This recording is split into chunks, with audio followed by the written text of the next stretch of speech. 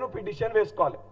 అది ఏమయ్యకుండా విచారణకి సహకరిస్తలేరంటే 100% ఈ డ్రామాలో ఆయన వ్యక్తిగత ప్రయోజనాల కోసము దీనికి పాల్పడ్డాడని ఆయన వివరిస్తున్న ఈ డ్రామాలు ఈ నాటకాల ద్వారా చాలా స్పష్టంగా కళ్ళకి కట్టినట్టు తెలంగాణ సమాజానికి తెలంగాణ ప్రజలందరికీ కూడా కనబడుతుంది.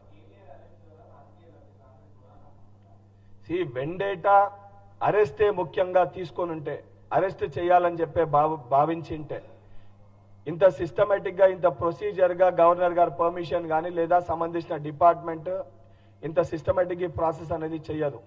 ఈడ కేటీఆర్ లేదా టిఆర్ఎస్ కి సంబంధించిన వ్యక్తులను అరెస్ట్ చేయాలనే దానికంటే ముఖ్యంగా తెలంగాణ ప్రజల సొమ్ముని ఎవరైతే వాళ్ళ వ్యక్తిగత ప్రయోజనాల కోసము వారి యొక్క వ్యక్తిగత స్వార్థం కోసము వాడుకున్నారో ఆ సొమ్ముని మళ్ళీ బయటికి తీసుకొని వచ్చి తెలంగాణ ప్రజల బాగు కోసము, తెలంగాణ సమాజ అభివృద్ధి కోసము, తెలంగాణ రాష్ట్ర అభివృద్ధి కోసము ఖర్చు పెట్టాలని ఒక దృఢ సంకల్పంతో మా ప్రభుత్వం పనిచేస్తుంది.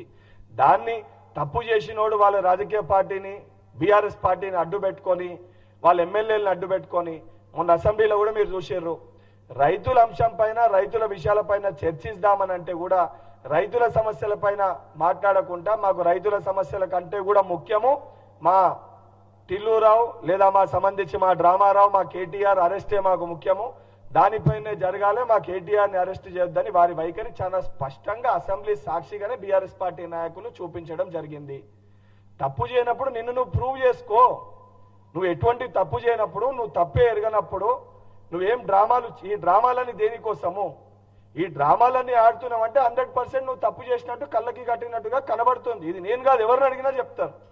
అండ్ 55 కోట్లు బహుశా మీరు సంపాదించుకున్న వేల లక్షల కోట్లు మీకు చిన్నదేమో, కానీ 55 కోట్లు తెలంగాణ ప్రజలు వారు పన్నుల రూపంలో వారు కట్టిన ఒక డబ్బిది, తెలంగాణ సంపద, తెలంగాణ సొమ్ము. ఇది కేసీఆర్ గారు కేటీఆర్ గారికి ఇచ్చిన వారి యొక్క వారసత్వంగా వచ్చిన ఆస్తి కాదు. ఇది ఏదో తెలంగాణ వారి పేటెంట్ వారసత్వంగా వారికి వచ్చిన ఆస్తి అన్నట్టు నేను ఇవ్వమంటే ఇచ్చి అవును నేను మంత్రిగా నేను ఆదేశించిన నేను ఆర్డర్ ఇచ్చినంటే బాబు, రాజ్యాంగబద్ధంగా సిస్టమ్ ప్రకారంగా ప్రొసీజర్ ఫాలో కాకుండా వ్యక్తిగత ప్రయోజనాల కోసము తెలంగాణ సొమ్ముని దోచుకున్నోళ్ళు ఎవరైనా సరే 100% చట్టం తన పని తాను చేసుకోబోతుంది.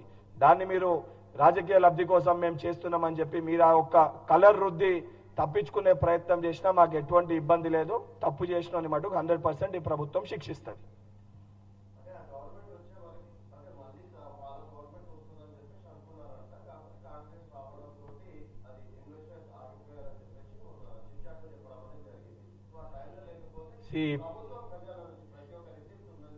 కేటీఆర్ మాట్లాడే మాటలకి అసలు ఈరోజు ఆయన చెప్పే మాటలకి ఆయన చేసే చేష్టలకి బహుశా అధికారాన్ని కోల్పోయినాక ఆయన మతిస్థిమితాన్ని కూడా ఆయన కోల్పోయాడు.